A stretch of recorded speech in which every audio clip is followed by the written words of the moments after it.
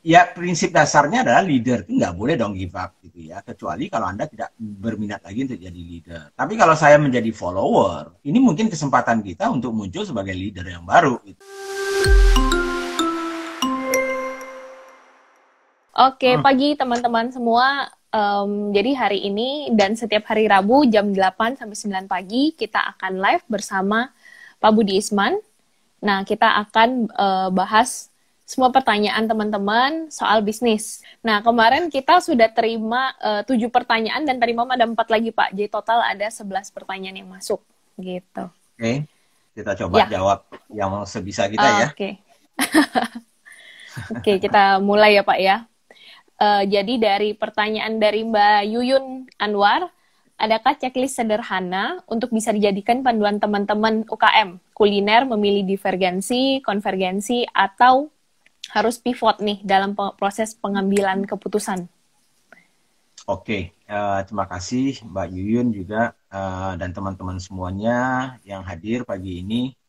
Memang hari Senin dan Rabu Bisnis ID sudah menetapkanlah waktu ya untuk bisa tanya jawab karena kadang-kadang di live biasa dengan tamu mungkin agak sulit menjawabnya. Jadi kita khusus waktunya setiap Senin dan Rabu jam 8 pagi Ya. ya. Kita adakan tanya jawab dan tanya jawabnya ini tentunya ada pertanyaan-pertanyaan yang sudah dikumpulkan oleh Bisnis ID baik melalui feed mereka maupun dengan feed saya semalam. Jadi kita mulai aja Ya. dulu dengan pertanyaan Mbak Yuyun. Adakah parameter-parameter tertentu yang bisa memberikan indikasi untuk teman-teman bisnis itu apakah dia harus pivot atau divergent namanya atau convergent ya. Nah, tentunya saya Ya. jelaskan dulu. Kadang-kadang kan nggak ngerti juga orang apa itu divergent dan convergent gitu ya. Jadi Iya, di betul. dalam uh, Mas Rex juga hadir, terima kasih Mas Rex juga. Oke, banyak yang hadir nih, wah ini tokoh-tokoh semua nih. Oke, di dalam uh, waktu kalau saya sharing biasanya lewat modul Smart Business Map ya, dan workshop-workshop saya. Uh, karena itu adalah sebuah fondasi, makanya saya simplifikasikan cara teman-teman melihat bagaimana kalau misalnya bisnisnya itu kurang jalan yang ada sekarang ini ya. Jadi misalnya dia sudah berusaha membangun bisnisnya, uh, diizinkan tentunya Mas Rex ya. Ya tentunya misalnya kalau bisnisnya tidak jalan, apapun alasannya. Nah, nanti tentunya mungkin orang akan bertanya nih, kalau misalnya nggak jalan karena kondisi sekarang itu bagaimana kan itu? Pada prinsipnya sih sama ya. Jadi kalau bisnisnya itu misalnya kurang berkembang atau malah tidak jalan sama sekali, mungkin menurun ya. Nah, maka secara umum saya bagi tiga, ada tiga hal yang bisa dilakukan gitu ya. Nah, yang tiga ini saya sederhanakan. Sebetulnya banyak sekali tahapannya ya dan pembagiannya, tapi saya sederhanakan aja. Jadi kalau bisnis itu nggak jalan, kita lihat sih kenapa nggak jalannya kan gitu ya. Jadi misalnya dari sisi kategori bisnisnya itu bagaimana? Apakah kategorinya masih bisa berkembang atau tidak? Potensinya seperti apa? Atau malahan kompetisinya di kategori itu sudah banyak banget gitu. Dan kebetulan kita misalnya nggak kuat di situ misalnya. Atau kita kuat di situ sebetulnya, tetapi mungkin bisnisnya kategorinya memang lagi menurun ya. Jadi banyak hal. Nah, caranya bagaimana? Bisa salah satunya adalah sebelum kita pivot, ya pivot itu bagi saya adalah kita memilih sebuah bisnis yang baru yang bukan lagi menjadi core bisnis kita. Nah itu pivot, ya pivot itu berarti beralih betul menjadi bisnis yang berbeda dengan apa yang kita lakukan sekarang ini. Nah biasanya itu jalan terakhir, ya karena sayang sekali kalau kita pivot, padahal kita sudah punya bisnis ya yang dimana ada aset-aset yang ada, Yap. kemudian pengetahuan-pengetahuan, tim kita, kompetensi-kompetensi dari tim yang sudah ada di bidang tersebut gitu ya. Nah, jadi harusnya gitu ya, harusnya secara logika pertama sekali kalau bisnis kita itu nggak jalan atau stuck di situ dan segala macam, kita pilih dulu ada divergent namanya ya. Divergent itu adalah memperluas biasanya itu kategori dari bisnisnya ya. Divergent itu. Nah, jadi contohnya gini, contohnya kemarin saya kasih contoh taksi ya, ya nggak apa-apa kita saya sebutkan apa brandnya karena saya tidak endorse brand tapi supaya paham teman-teman gitu. Nah, katakanlah dulunya misalnya taksinya Bluebird ya, dulu awalnya taksi ya, tapi kemudian dia sebetulnya sudah divergent gitu ya. Dia menjadi taksi, kemudian dia menjadi sebuah bisnis transportasi sebetulnya ya. Jadi bukan hanya taksi saja membawa penumpang ya, tapi juga ada dia bus misalnya ya, yang ada apa ya, namanya Big Bird ya, Small Bird, ada yang mewah ya, masih di situ. Nah kemarin dengan situasi sekarang ini, dengan situasi mungkin bisnisnya juga tentunya turun dengan adanya COVID-19 ini, dengan orang tidak bisa mobile, maka dia melakukan divergent yang lebih jauh. Jadi dia masuk ke logistik misalnya. Jadi sekarang dia gunakan aset yang ada itu dengan tenaga yang ada digunakan. Loh bisa loh, saya juga bisa ngantar ya, delivery gitu ya, untuk barang-barang dan segala macam. Itu divergent namanya ya. Nah jadi kalau Mbak Yuyun katakan tadi, jadi apa menggunakan sih? Ya, menggunakan aset yang ada ya Pak ya. Ya, aset itu bukan hanya aset fisik, tetapi aset knowledge ya, pengetahuan, aset skill si orang-orangnya gitu ya. Jadi kan kalau misalnya Bluebird masuk misalnya langsung menjual buka ghost kitchen misalnya atau buka makanan frozen food, jauh banget gitu. Jauh banget untuk dia daripada ya itu sudah pivot lah menurut saya ya, itu divergent itu namanya, jadi memperluas kategorinya tapi menggunakan asetnya. Nah jadi apa sih alasannya ya, tadi itu alasannya kalau memang misalnya bisnis yang core-nya itu kebetulan lagi turun atau malahan dia nggak kuat di situ gitu ya, maka untuk menggunakan asetnya dan pengetahuan dan skillsnya itu bisa divergent. Sedangkan kalau convergent, ya, convergent itu adalah memperkecil sebetulnya, memperkecil atau mempertajam, memfokuskan dibandingkan dengan bisnis kita sekarang. Jadi kebalikannya dari sebetulnya divergent itu. Nah, jadi misalnya dalam situasi sekarang, misalnya, katakanlah kita punya bisnis cukup banyak ya, kita punya fashion misalnya ya, kita buat baju, kita buat celana, kita buat kita buat dan segala macamnya. Termasuk misalnya kebetulan kita ada masker misalnya ya. Nah, pada saat situasi sekarang ini misalnya dengan situasi dengan fashion yang biasa kita belum terlalu berkembang ya, dan turun misalnya salesnya, mungkin saat ini ya kita akan convergent dulu misalnya. Kita memfokuskan ke satu atau dua bidang saja atau apa namanya produk ya, yang bisa kita kembangkan dan kebetulan kita juga punya keahliannya di situ gitu. Jadi kalau kita punya keahlian ya, jadi berbeda dengan misalnya kita punya kafe jualan masker, itu pivot itu ya. Divergent itu memperluas ya menggunakan aset, convergent itu mempersempit bidang usaha kita.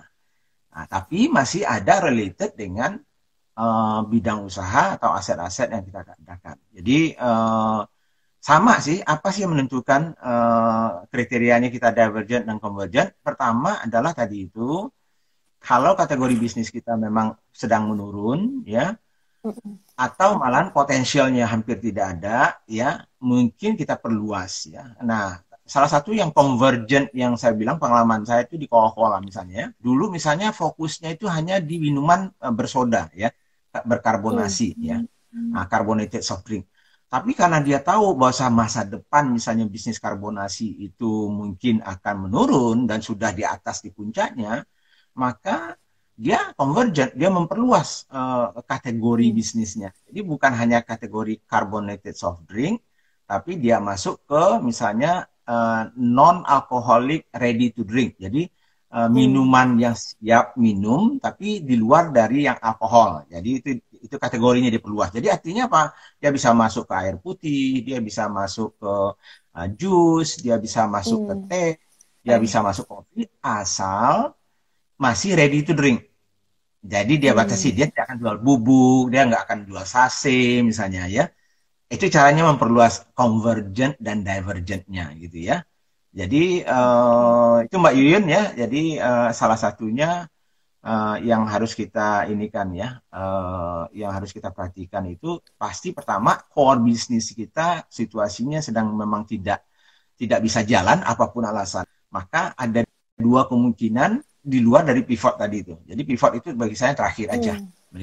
Ya. Oke, itu dulu. Oke, yang kedua apa? Oke, pertanyaan yang kedua, mungkin tadi pertanyaannya juga menjawab ada dari Cofix Cafe, Pak. Kami bergerak dalam dunia F&B, strategi apa yang harus digunakan agar bisnis kami tetap berjalan? Ya. Jadi mungkin saya tambahkan aja, kalau misalnya dalam COVID ini, bisnis F&B ini, tentunya masalahnya kan sekarang ini kan masalah mobilitas, ya. Jadi nggak bisa orang datang, nggak bisa ya. Bukan nggak mau. Ya mudah-mudahan bisnisnya kebetulan misalnya demand-nya masih ada. Ya. Jadi ujung-ujungnya masalah channel distribusi. Bagaimana kita mendekatkan diri ke konsumen kita atau memberikan kesempatan ke konsumen kita bisa membeli. Kan itu isinya ya. Jadi kita makanya di dalam yang saya bilang kemarin itu kita cari problem yang ada sekarang itu di bisnis kita itu apa kan itu ya. Nah problemnya itu adalah Mas Pung, terima kasih hadir juga. Mas Pung ini editornya Sindo, sindonews.com, luar biasa. Terima kasih Mas Pung juga hadir. Ini orang-orang core of the core ini kayaknya pagi ini datang ini. Ya nggak apa-apa, bagus itu. Jadi teman-teman beruntung juga. Jadi tadi itu kalau problemnya adalah masalah mobilitas, berarti kan kita harus cari jalan bagaimana supaya barang kita itu bisa sampai gitu. Betul. Nah, tapi ada juga kemarin teman-teman misalnya kalau misalnya barangnya itu mau jauh misalnya ya, nggak bisa diantar karena nanti rusak atau dingin nantinya nggak enak segala macam. Nah, disitulah mungkin dia divergent. Karena misalnya apa? Jadi kalau kemarin itu dia siap jadi di kafenya, sekarang dia bikin misalnya makanannya frozen food. Kan banyak sekarang tuh yang terjadi ya. Kafe atau restoran yang sekarang bukan hanya mengantarkan delivery, ya, tetapi mereka mempersiapkan juga ready to eat namanya ya, yang siap dimakan atau frozen yang bisa dibeli walaupun mereka tidak harus makan sekarang itu. Nah, karena itu salah satu bukan persoalan sih, salah satu tren atau rush baru ya bagi orang-orang yang misalnya kesulitan untuk keluar, makanya mereka akan menumpuk ya makanan yang bisa mereka prepare atau siapkan di rumah untuk dimasak nanti. Gitu, Melisa ya. Oke, thank you Pak. Kita lanjut ke pertanyaan berikutnya dari Mbak Via Story nih. Salam Pak Budi, strategi awal bagi yang mau mulai usaha F&B saat COVID ini bagaimana? Berapa persentase cadangan modal? Berapa targeting ideal? Lebih baik mulai sekarang atau wait and see nih sampai keadaan COVID ini mereda? Ya, sebetulnya kesempatan tuh ada saja dan kapan saja sebetulnya. Jadi bukan berarti karena COVID ini tidak ada kesempatan untuk membuka bisnis walaupun itu bisnis yang baru.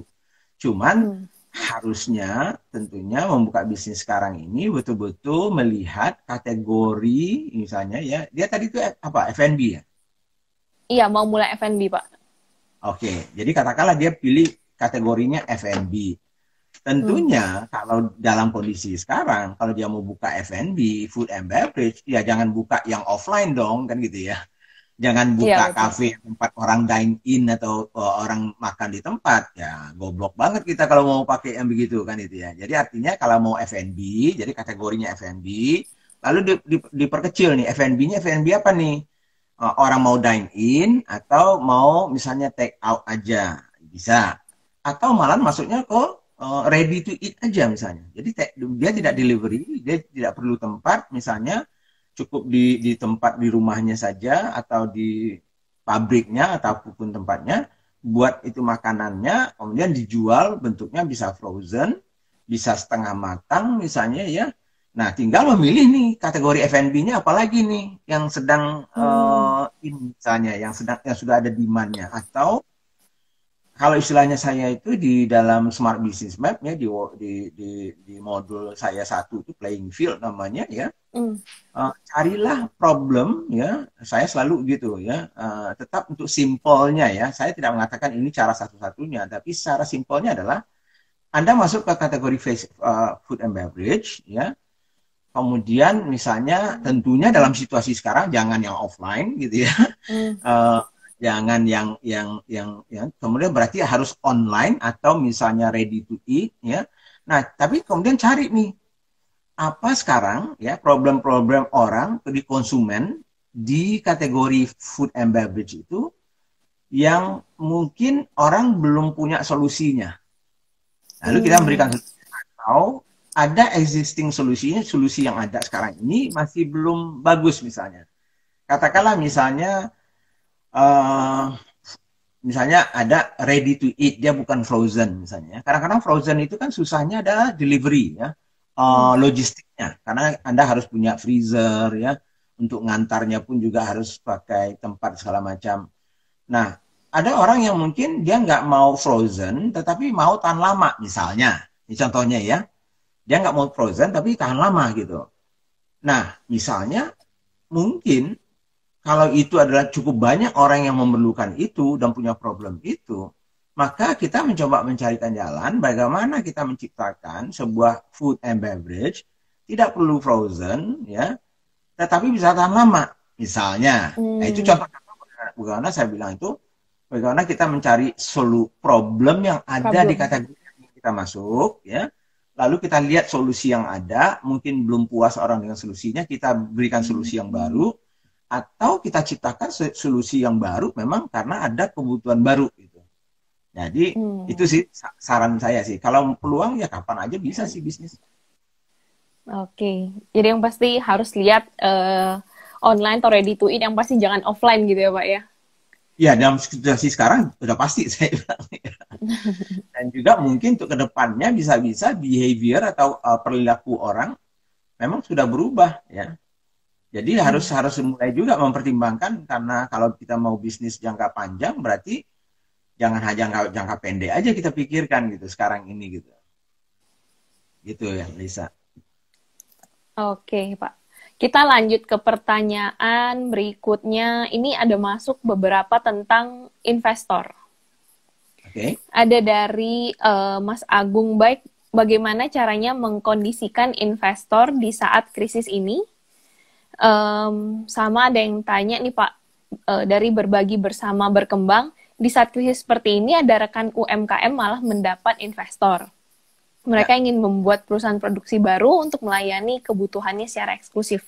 Bagaimana formula yang tepat untuk bekerja sama seperti ini Pak Budi? Oke, cerita investor dulu ya. Ini investor kecil atau investor besar atau menengah ini kita cerita ya. Jadi kalau pengalaman saya selama ini dalam krisis ya, ada dua tipe investor besar ya, besar dan kecil ya. Satu adalah investor yang namanya itu investor growth ya, biasanya investor yang mencari pertumbuhan ya, yang mencari perusahaan-perusahaan yang stabil, yang bisa berkembang ke depannya. Nah, itu ada itu ya, private equity atau venture capital yang tipikalnya seperti itu. Tapi jangan salah, ada dan banyak juga ya tipikal investor yang namanya, kalau nama kasarnya saya itu adalah vulture ya, atau burung pemakan bangkai itu. Jadi artinya mereka malahan bertepuk tangan tuh sekarang, katanya ya.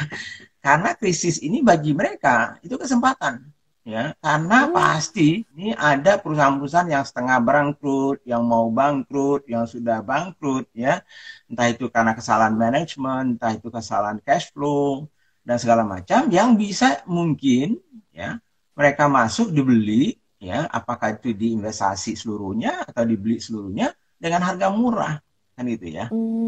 Nah, jangan heran juga kalau orang bilang, loh itu masa dalam krisis ini ada banyak. Istilahnya diskon sekarang nih. Harganya mungkin separuh mungkin ya. Kalau dulu harganya 100, sekarang 50, ada harganya cuma 25 sekarang gitu ya. Jadi jangan salah juga. Jadi ada juga yang investor yang getol mencari yang namanya distress asset ya. Distress asset itu adalah aset-aset atau bisnis-bisnis ya yang memang sedang stres gitu ya. Stres karena krisis ya. Dan segala macamnya ya. Jadi misalnya properti ya kan banyak tuh di diskon sekarang ini gitu ya. Sehingga banyak di diskon ya sekarang ini. Atau bisnis banyak yang bisnis yang udah mungkin mati, setengah mati, yang mungkin memerlukan dana untuk bisa survive. Nah sekarang harganya pasti ya sudah lebih murah. Ya untuk survive ya apa boleh buat kan misalnya ya. Nah jadi bisa ada nggak orang yang, atau misalnya bisa juga ya, kenapa ada investor yang seperti itu, mungkin yang dari tadi ada investor yang mereka mau eksklusif ya, jadi bisa saja begini, katakanlah misalnya Melissa punya misalnya awalnya punya kafe ya, bikin makanan ya, nah tapi karena kondisi COVID sekarang ini berarti Melissa harus mikirkan, wah saya kalau begitu saya harus jualan online ya, delivery. Tapi untuk bisa menambah income saya, mungkin saya mau bikin frozen foodnya. Tapi saya nggak punya kemampuan nih bikin frozen foodnya. Saya nggak punya keahlian itu. Saya nggak punya tempatnya. Saya nggak punya pabriknya. Lalu saya kebetulan misalnya punya teman nih yang kebetulan punya kemampuan membuat frozen food. Lalu saya bilang sama dia, lah, beliau bisa nggak bikin frozen food saya dengan menu saya seperti ini, dengan formulanya seperti itu. Oh, kalau begitu, mungkin saya berpikir jangka panjang, mungkin saya mau juga loh masuk ke industri ini. Nah, kenapa nggak saya malahan investasi, kalau misalnya kebetulan saya punya uang, misalnya ya, investasi di situ karena saya mau mengembangkan itu. Itu juga bisa. Ya, jadi cerita investor ya itu dia tuh tipe investor sekarang yang lagi wait and see itu biasanya adalah investor-investor yang lebih prudent ya, yang lebih mencari pertumbuhan ya, mencari bisnis yang sedang bagus. Tapi banyak sekali investor yang namanya pemakan bangkai itu vulture ya. Saya juga banyak bergaul dengan teman-teman itu. Tapi sebetulnya nggak salah ya. Ingat tahun 98 itu ada BPPN salah itu yang badan untuk pengelola aset negara itu, ya bank-bank yang bangkrut itu semuanya dilelang semua toh, dilelang dengan harga diskon itu. Wah itu banyak sekali masuk tuh duit asing itu, beli atau duit siapapun yang punya duit gitu, yang bisa membeli dengan harga diskon. Ya. Jadi justru saat ini kalau mau cari investor itu banyak ya Pak ya. Ya, kalau orang, makanya saya bilang, kalau orang yang punya duit, ya sekarang mungkin shopping. Jadi ingat saya tahun 98 dulu waktu krisis. Wah, teman saya kaya raya, belinya itu ada 3 buah rumah di Pondok Indah itu. Saya bilang, oh hebat juga. Ya, dolarnya dulu, dia simpan dolar cukup banyak. Nah, tiba-tiba dolarnya bisa 4-5 kali lipat harganya, kan itu, naiknya. Nah, dan orang lagi stres lagi. Jadi artinya udahlah dia punya duit yang bertambah, ya kalau dirupiahkan. Kemudian harga rumah itu yang di Pondok Indah itu turun gitu. Orang mau pokoknya jual cepat aja lah, pokoknya diskon gitu, entah 50%. Jadi banyak yang seperti itu. Itu contoh yang belum lagi kalau bisnis ya kita cerita. Oke, Pak. Nah, pertanyaan berikutnya nih Pak dari handoko.anton. Gimana cara kelola saham skala UKM, Pak? Bagaimana mengelola saham? Saham. Untuk UKM. Bagaimana mengelola saham untuk UKM? Kurang paham saya sebetulnya pertanyaannya, tapi mungkin maksudnya itu adalah dia punya saham mungkin ya, atau dia punya bisnis ya, yang mungkin dia bentuknya mungkin PT ya sehingga ada saham di situ, mungkin ya mengelolanya itu artinya mungkin apakah dia perlu investor atau tidak ya. Atau makanya pertanyaannya agak bingung aja saya sih. Atau misalnya dia walaupun UKM tapi beli saham misalnya, saya nggak tahu. Mungkin dia main trading stock mungkin ya, saya juga nggak tahu. Tapi intinya gini, artinya kalau kita sebagai UKM, kalau kita belum punya badan usaha misalnya ya, tentunya kalau kita mampu dan ingin berkembang lebih besar, paling bagus dirikanlah PT gitu ya. Tapi kalau tidak, mungkin minimal CV. Ya. Kalau nggak juga mampu, ya mungkin badan usaha bentuknya apa namanya ya, UD atau badan usaha dagang ya, itu juga bisa. Intinya buatlah badan usaha yang resmi gitu ya, sehingga suatu saat pada saat kita ingin berpartner atau misalnya mencari teman untuk berbisnis ya, sudah ada legalnya yang bisa dianukan. Itu sih mungkin ya, karena belum clear banget bagi saya pertanyaannya, mungkin itu sih. Jadi sehingga ya bisa, kalau mau partner ya silakan gitu ya, tinggal kita melihat ya berapa partner itu mau masuk, nilainya seperti apa masuknya, kontribusinya apa di dalam bisnis kita. Gitu, Melisa. Oke, Pak. Nah, kita lanjut ke, kita ada 3 pertanyaan yang terkait dengan leaders nih, Pak. Oke, mungkin di bisnis. Ya. Dari Mas Hara Haprudi. When the leaders sounds give up facing to the reality, what should we as followers do? Leader jangan give up dong. Itu leader yang nggak bagus menurut saya sih kalau give up gitu ya. Kalau ya pertanyaannya mau diapain, leadernya atau kita sebagai sebagai followernya nih Pak. Oke. Nanti catat juga ada pertanyaan-pertanyaan yang sekarang ada ya, Melisa ya. Iya. Ya yang sekarang lagi live kita kan ada juga yang nanya ya. Oke. Ya prinsip dasarnya adalah leader itu nggak boleh dong give up gitu ya, kecuali kalau Anda tidak berminat lagi untuk jadi leader. Tapi kalau saya menjadi follower ya, kalau leader saya misalnya katakanlah give up, ini mungkin kesempatan kita untuk muncul sebagai leader yang baru gitu ya. Artinya kan gitu ya. Artinya kalau kita yang follower ini, bagi saya bisa saja mereka juga menjadi informal leader yang informal ya, yang bisa untuk misalnya memimpin, karena mungkin leader yang sekarang either tidak mampu atau malahan mereka give up dengan situasi yang sekarang ini. Jadi sebagai follower harusnya kalau memang kita juga yakin ya, kita mungkin bisa muncul sebagai leader yang baru, begitu Melisa ya. Baik Pak. Nah pertanyaan berikutnya.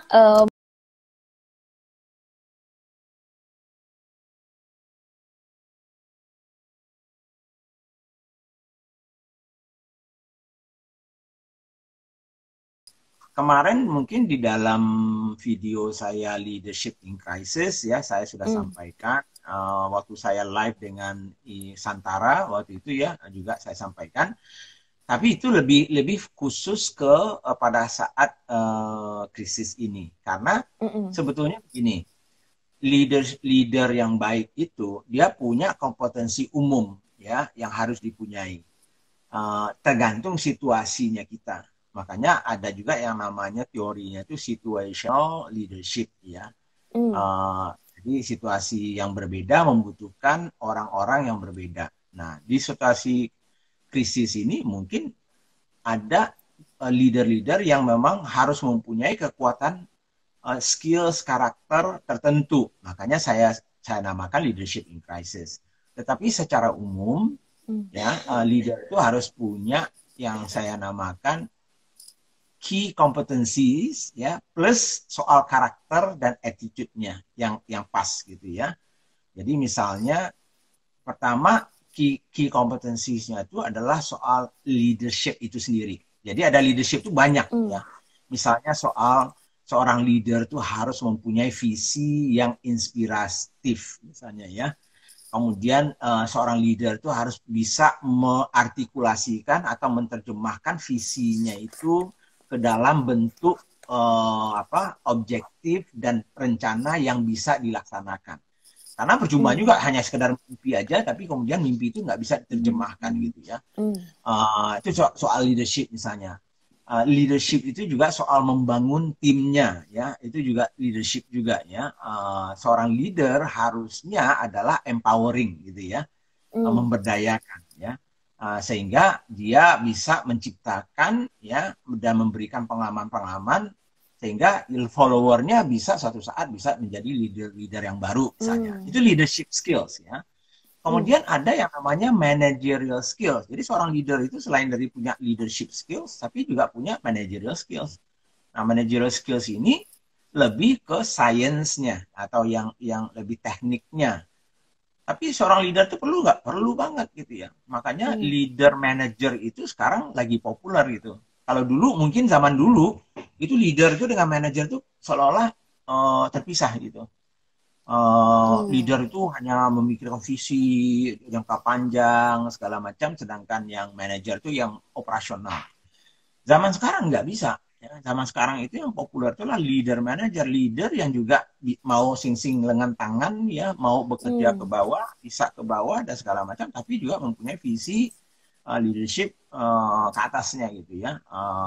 Jadi managerial skills apa saja? Nah, misalnya contohnya yang basic-basic saja tentunya perencanaan. Ya kan itu adalah skill seorang manajer itu. Bisa nggak Anda merencanakan ya apa yang sudah visi yang ada itu kemudian dibuatkan actionable plan namanya ya, yang rencana yang bisa di action, dieksekusi. Makanya ada juga video saya soal eksekusi ya. Nah, betul.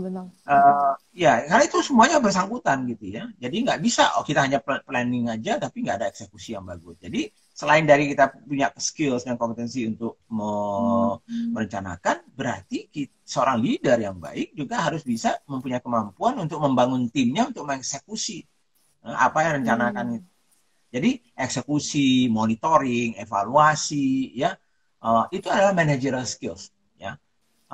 People management, ya, communication, gitu ya, itu adalah managerial skills, ya. Makanya salah satu yang paling menonjol di dalam masa krisis ini yang saya ambil itu adalah communication misalnya. Karena di dalam harus strong banget seorang leader itu misalnya dalam komunikasi terutama di masa krisis ini. Nah, kemudian apa lagi? Jadi tadi ada leadership, kompetensinya, ada managerial, kemudian ada namanya business skills ya, business kompetensi namanya seorang leader ya. Nah, business kompetensi itu misalnya kemampuan dia membaca laporan keuangan misalnya ya, itu adalah skills ya. Jadi seorang leader itu nggak mungkin nggak. Makanya kemarin saya dengar ada sih kita marah-marah ada direksi BUMN yang nggak bisa baca laporan keuangan.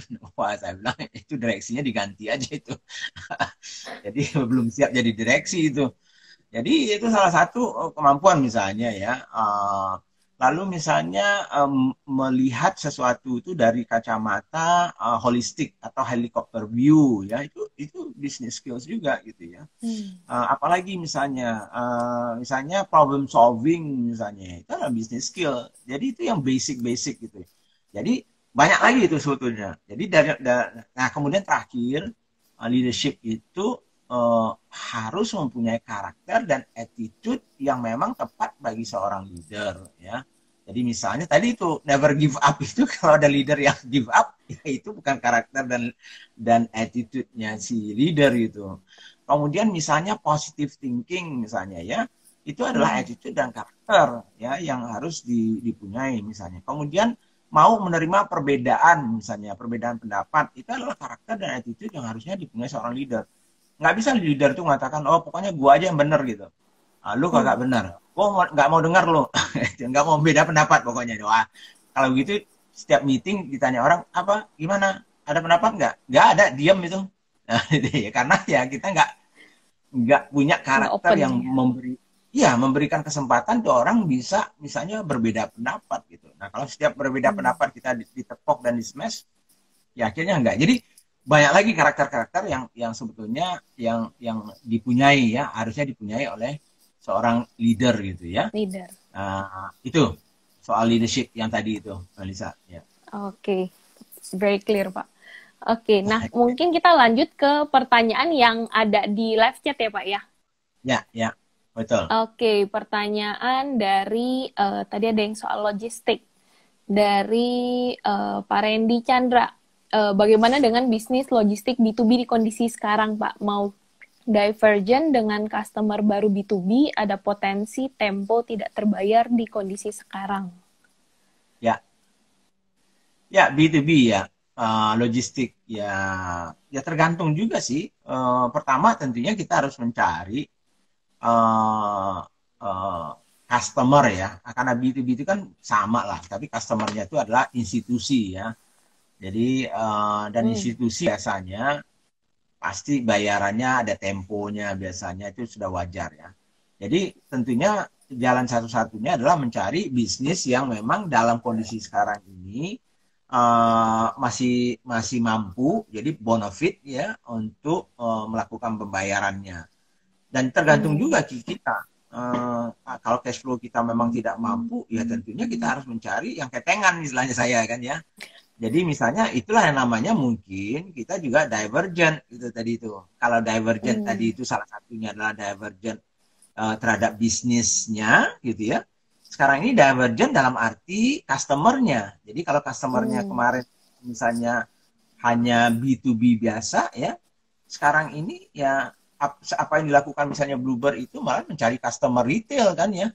Jadi dia tidak mencari customer yang ini yang B2B-nya malahan ya. Mereka malahan mau bersaing dengan GoBox misalnya ya, dengan delivery yang lain. Nah, mungkin saja juga tadi itu pertanyaannya adalah yang B2B-nya harus mulai mencari ya, pertama tentunya mencari di bisnis-bisnis yang masih layak ya, yang mungkin bonafit dan tidak akan mungkin ingkar janjinya. Kemudian setelah itu mungkin juga mencari celah baru yang saya bilang tadi itu adalah celah-celah di mana B2B yang lebih ke retail gitu ya. Cuman ya kadang-kadang itulah kalau tergantung aset yang kita punya. Kalau kita punya truk misalnya truk yang pakai winger yang gede-gede gitu ya, yang 20 ton, 25 ton, lalu kita pakai untuk retail bawa 1 box, 2 box, ya berarti yang susah juga gitu ya. Jadi dilemanya memang di situlah, tapi intinya adalah memang kita harus menggunakan aset kita dulu ya, untuk mencoba mencari pasar barunya. Jadi divergentnya itu mungkin ke sana dulu. Gitu. Oke, Pak. Nah, berikutnya ada yang tanya nih dari Pak Boni. Apa yang lebih scary, Pak, untuk bisnis saat ini? Market atau financial? Yang ditakuti apa? Semuanya ditakuti. Karena semuanya berhubungan. Jadi artinya ini bukan antara satu itu tidak berhubungan dengan yang lain gitu ya. Financial crisis itu kadang-kadang bukan dari sisi soal financial. Financial crisis misalnya krisis keuangan. Itu hanya akibat kan itu ya. Itu akibat dari sesuatu. Jadi nggak bisa dikatakan saya takut krisis keuangan. Loh, krisis keuangan itu hanya terjadi kalau ada krisis yang lain terjadi gitu. Nah, seperti yang sekarang ini, krisis ekonomi kita sebetulnya bukan karena ekonominya tidak jalan, tetapi ada krisis kesehatan gitu ya. Krisis kesehatan yang walaupun misalnya bisnis kita, ekonomi kita belum bagus-bagus amat, masih bisa lah tumbuh misalnya 4%, 5% misalnya ya. Tapi dengan sekarang minus mungkin ya. Tapi kenapa? Karena ekonominya nggak bisa jalan karena ada krisis kesehatan gitu ya. Nah, karena ada krisis kesehatan, ada masalah krisis ekonomi. Karena ada masalah krisis ekonomi, pasti ada krisis finansial gitu jadinya ya. Jadi pasti berhubungan ya, nggak bisa dia salah satunya. Misalnya kita mau ekspor nggak bisa, misalnya. Sehingga devisa kita nggak dapat. Nah, devisa nggak ada, cadangannya mengakibatkan rupiah kita pasti melemah. Nah, begitu rupiah melemah, masalah lagi. Yang impor barang mahal jadinya, kan gitu ya. Sedangkan yang mau ekspor walaupun bagus dalam rupiah yang lemah, tetapi dia nggak bisa ekspor atau permintaan enggak. Jadi ini semacam lingkaran setan. Jadi yang bisa kita lakukan adalah short term itu apa, ya survivalnya apa. Mungkin dalam 3 bulan ini, 3 bulan berikutnya kita defend ya apa yang kita bisa survive itu. Nah, kemudian mungkin setelah akhir tahun, mungkin awal-awal tahun depan, kalau saya sih baru mikirkan bagaimana kita bisa recover. Ya, saya nggak yakin sih kita bisa recover ya di tahun ini. Pesimisnya saya gitu ya. Saya selalu menyiapkan untuk the worst case-nya. Jadi kalau bisa lebih cepat itu bonus bagi saya. Tapi misalnya cash flow ya kita harus punya minimal menurut saya 3 sampai 6 bulan lah. Kalau bisnisnya nol, hidup nggak kita 6 bulan ini. Nah, kalau nggak punya, cari jalan.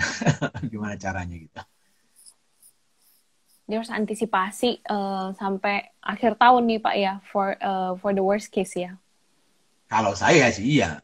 Ya, tapi masalahnya orang mampu atau tidak. Ada juga teman yang bilang, Pak, nafas saya cuma 1 bulan, Pak. Nah, itu cepat-cepat cari jalan lain gitu ya. Apakah kita harus pivot misalnya atau dagang ya. Mungkin sekarang ini yang bukan paling mudah sih ya, tapi ya mungkin harus dagang ya, cari produk apa yang lagi laku sekarang ini ya, mungkin resourcesnya dipindahkan sebagian ke situ sambil istilahnya saya itu bisnis core-nya kalau misalnya nggak jalan itu dimati surikan, di mothball misalnya, dijadikan kepompong, simpan dulu gitu. Kita cari dulu yang bisa cari makan dulu gitu ya. Dari situ, nah baru kalau memang potensial itu yang tadi yang jadi kepompong itu masih bisa hidup lagi menjadi kupu-kupu baru, kupu-kupu baru, ya itu disiapkan. Gitu. Itu menurut saya sih. Oke Pak, kita next question dari Muhammad Barik. Buka usaha retail offline apotek apakah efektif di pandemi COVID ini, Pak? Apotek itu kalau dilihat dari kategori bisnis yang terganggu atau tidak, ya, saya melihat tetap terganggu, ya, apotek itu, ya, yang offline ya, karena tadi itu orang nggak bisa datang. Tapi sebetulnya kebutuhannya produk-produk yang dijual di apotek itu harusnya bagus di sekarang ini. Terutama kalau kita bisa menyediakan produk-produk yang memang direct atau langsung berhubungan dengan masalah pandemi yang sekarang ini. Ya. Nah, jadi kalau saran saya adalah, kalaupun mau buka offline, ya mungkin hati-hati banget ya, investasinya kalau bisa ya kecil saja. Produk yang di-carry pun menurut saya harusnya lebih ke fokus ke yang directly berhubungan dengan pandemi ini, atau misalnya hal-hal yang bisa membantu orang menjadi sehat ya, seperti nutrisi ya, sehingga stok-stok lain dikecilkan, tapi kemudian harus di offline itu harus disiapkan juga online-nya, delivery-nya. Makanya sekarang kadang-kadang banyak orang karena nggak bisa jalan, nggak bisa beli itu, malahan ada platform-platform yang sebetulnya hanya jasa Halodoc atau apa Doc itulah misalnya ya. Sekarang malah jualan obat dia, gitu. Ya karena dia sudah punya customer-nya, tinggal dia mencari apotek-apotek mana yang bisa bekerja sama di daerah-daerah yang di mana ada permintaannya. Jadi ada yang mempunyai opportunity seperti itu, ada juga yang tidak gitu. Iya, ya itu dulu. Jadi apotek itu sih menurut saya sih. Kalau soal kesehatan harusnya punya, tapi offline tetap akan berat. Ya. Hati-hati dengan investasinya ya Pak ya, dan harus prepare juga nih untuk online-nya ya. Betul. Oke, nah ini nextnya Pak. Mungkin karena banyak yang ngomongin soal frozen food, jadi ada yang tanya nih, bagaimana menghadapi lawan yang banyak di kategori frozen food, Pak? Ya sebetulnya itu makanya di Smart Business Map saya jangan hanya buat produknya saja gitu. Kita harus mikirin gitu. Jadi jangan product oriented ya. Kita sudah benar sih mungkin caranya, kategori yang lagi tumbuh sekarang itu apa, misalnya frozen food ya, oke. Tapi kemudian cari nih. Jadi step pertama kalau di Smart Business Map itu adalah what is the problem you're trying to solve? Apa sih sebetulnya problem yang Anda mau solve di frozen food itu? Karena kalau tidak Anda sama dengan yang lain dong. Jadi Anda nggak ada bedanya. Jadi tadi itu misalnya ada frozen food yang harus misalnya pakai freezer. Tapi mungkin tidak semua orang punya freezer, misalnya. Nah sekarang, kalau begitu, mungkin kalau ada frozen food yang nggak perlu pakai freezer, ya, cukup yang di bawahnya saja, atau coolernya saja, nggak usah pakai freezer, mungkin lebih banyak orang yang punya yang coolernya gitu ya, dibandingkan freezer. Karena freezer itu kan biasanya kan kecil ya tempatnya ya. Kecil. Jadi kalau kita menumpuk, kecuali kalau kita punya cooler yang besar misalnya. Tapi mungkin itu salah satu problem misalnya. Sehingga kita menciptakan misalnya, frozen food iya juga, tapi frozen food yang bisa sebetulnya disimpan misalnya hanya di cooler, nggak usah di freezer. Lebih hebat lagi, frozen food misalnya yang bisa ditaruh di luar aja. Misalnya. Jadi pasarnya menjadi lebih luas toh, misalnya. Kemudian apalagi sih problem yang ada di frozen food itu misalnya. Ternyata frozen food banyak sih sekarang, tapi relatif mahal. Itu salah satu lagi problem. Jadi mungkin solusinya adalah cari frozen food yang affordable, yang bisa terjangkau misalnya. Jadi banyak hal, jadi bukan hanya sekedar, orang frozen food, kita buat frozen food. Tapi kita nggak jelas misalnya ya. Cheap produk bisa ya, yang di udara biasa bisa, tapi intinya adalah jangan ada sekedar membuat produk ya yang nantinya tidak ada solusi, hanya Anda memberikan solusi yang sama ya, tetapi malah orang lain karena sudah duluan ya, mereka yang punya nama, mereka yang punya brand ya, maka mereka yang akan laku gitu. Kalau hanya sekedar sama saja dengan yang lain gitu ya. Itu sih kalau soal Jadi baik lagi ke yang tadi yang di atas juga, harus tetap selalu fokus di solving masalahnya nih Pak ya. Jadi jangan yang pertama lihat kategori yang bertumbuh, kemudian problem apa lagi nih yang belum di-solve di market gitu ya. Paling mudah seperti itu. Ya, bisa juga kita kan nggak ada masalah, jadi tapi kita bisa kita ciptakan masalah gitu. Apa perlu gitu ya, kita ciptakan masalah ya, jadi masalah orang, misalnya masalah gengsi misalnya. Sebetulnya orang itu kan nggak masalah gengsi, tapi ada orang yang bermasalah dengan gengsi gitu misalnya ya, sehingga kalau gitu supaya Anda bergengsi, masalah Anda adalah produk saya dibeli gitu misalnya ya. Ya, sehingga saya masuk ke dalam produk-produk misalnya yang luxurious, yang lifestyle, yang mahal misalnya, karena gengsi misalnya. Ya, tetap aja ujung-ujungnya itu sebuah masalah menurut saya sih. Masalahnya orang pengen tampil misalnya, ya value-nya apa sih? Saya punya begini, ya kan itu. Orang yang beli Hermes dan segala macam itu ya, pasti punya masalah sebetulnya kan itu ya. Masalahnya adalah ya, waduh, istri saya di belakang. Enggak lain kok, yang bukan itu. Oke. Gitu Melissa. Ya. Oke Pak, menarik banget. Ini ada yang tanya mengenai peluang bisnis sleepwear, karena banyak yang di rumah. Apa tepat memulainya saat sekarang? Peluang apa? Bisnis apa? Bisnis sleepwear Pak, baju di rumah. Ya, betul. Kalau misalnya sleepwear ya, itu sebetulnya menarik ya. Makanya perubahan yang ada sekarang ini kan karena orang masih banyak di rumah ya. Harusnya kita mulai memperhatikan nih perilaku orang di rumah ini apa masalah-masalah yang terjadi kan gitu ya. Misalnya tadi itu soal bajunya, sleepwear ya. Jadi misalnya kan nggak mungkin orang tidur aja 24 jam kan, nggak juga ya. Tapi mungkin tadi maksudnya adalah sekarang ini karena orang banyak di rumah ya, kalau kemarin itu cuma daster-daster doang yang biasa-biasa, sekarang ini pengen tampil lah sedikit beda Iya, ya, tetap cantik walaupun dalam daster misalnya. Oh, sehingga betul. kita mempunyai daster yang berbeda. Itu bisa ya. Atau malahan misalnya baju rumah tapi serasa kantor misalnya. Misalnya saya nggak Hmm. tahu karena Hmm. kadang-kadang kan Misalnya bahannya daster tapi kita kerah kerja gitu di ya, Pak ya. rumah, kita kerja rumah pakai daster, itu pasti produktivitasnya biasanya sih turun menurut saya sih. Karena kita nggak feel, kita nggak merasakan seperti kerja di kantor gitu ya. Malahan ada research Hmm. baru yang saya lihat itu di CNN dan Bloomberg, Bloomberg ya, saya lihat tadi itu di Amerika atau di Eropa itu bahwa banyak orang merasa bahwa tidak produktif, malahan work from home itu malahan stressful Hmm. karena nggak jelas gitu. Malah banyak sekali mereka pengen kembali bekerja seperti biasa gitu. Nah lucu juga sih. Jadi ini pro dan kontra sih. Sekarang saya nggak tahu yang mana sih, nanti kita lihat aja perubahan-perubahan ini gitu. Tapi intinya Hmm. adalah apapun yang perubahan yang dilakukan karena orang banyak di rumah, coba lihat kegiatan orang di rumah 24 jam itu, Hmm. mungkin ada peluang bisnis kita di situ.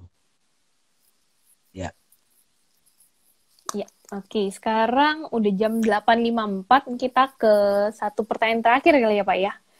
ya. Oke, dari Pak Andrea Igamo. Gimana dengan bisnis hotel sekarang, Pak? Paling terdampak. Apakah sudah saatnya pivot? Pivot apa yang paling tepat? Oke, pivot tadi ingat ya, pivot itu berarti Anda keluar dari core bisnisnya, ya kan itu ya. Hmm. Nah, kalau saya sih jangan pikirkan pivotnya dulu, bagaimana menggunakan aset-aset itu divergent dulu, ya. Kalau enggak convergent, terserah ya. Hmm. Jadi divergent artinya apa yang kita punya, skills apa yang kita punya. Jadi banyak sekarang ini malahan ya seperti Lipo Group, setahu saya itu banyak Hmm. merubah hotelnya bisa menjadi rumah sakit, ya, Hmm. bisa menjadi tempat orang misalnya mendapatkan perawatan khusus gitu ya, walaupun dia nggak kena misalnya ya. Hmm. Bisa dijadikan itu tempat Anda beristirahat. Jadi sekarang ini Anda nggak bisa traveling ya, Anda nggak bisa Hmm. liburan. Nah, Anda liburan dong ke hotel saya misalnya, tapi Anda liburan sambil sehat ya, ada dokter yang menjaga Anda di situ ya, sehingga Anda nggak bosan di Hmm. rumah misalnya. Jadi dijadikan itu. Jadi itu masih sejalan misalnya ya. Itu masih bisa mungkin memakai aset-aset yang ada dan kompetensi dari orang-orang yang dia punya. Tapi kalau memang itu nggak ada kesempatan dan Anda nggak bisa melakukan itu, maka ya pivot itu salah satu jalan tentunya untuk harus survive itu dulu gitu. Hmm. Jadi kalau pivot itu last option ya, Pak ya. Lihat Last dulu option, untuk sayang divergent banget dan kalau convergent ya. betul, betul. Oke. Ya, ini kita udah 8.56, Pak. Jadi Ya, untuk yang hari ini itu pertanyaan terakhir untuk sesi kita hari ini. Untuk ya. pertanyaan teman-teman yang belum terjawab akan kita bahas di live hari Rabu. Rabu jam 8 ya. Iya, kita ketemu lagi di Rabu jam 8 sampai 9 pagi.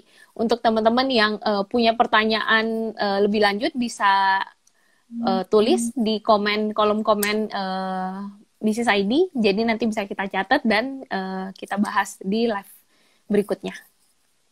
Oke, terima kasih Melissa, Oke. teman-teman semuanya juga terima kasih ya. Jadi memang sengaja kita pilih ya pagi-pagi ya, Mm-mm. walaupun mungkin nggak terlalu banyak orang, tapi lebih lebih fokus kita dan bisa menjawab pertanyaan-pertanyaan teman-teman. Dan bagi teman-teman yang pengen betul-betul bisa Q&A dengan kita, pantengin ini jam 8 pagi Senin sama Rabu gitu ya. Ya. Terima kasih Uda Oke, thank Roni you Pak juga Budi. sama-sama. Terima kasih semuanya. Selamat pagi. Assalamualaikum. Thank you semuanya. Pagi.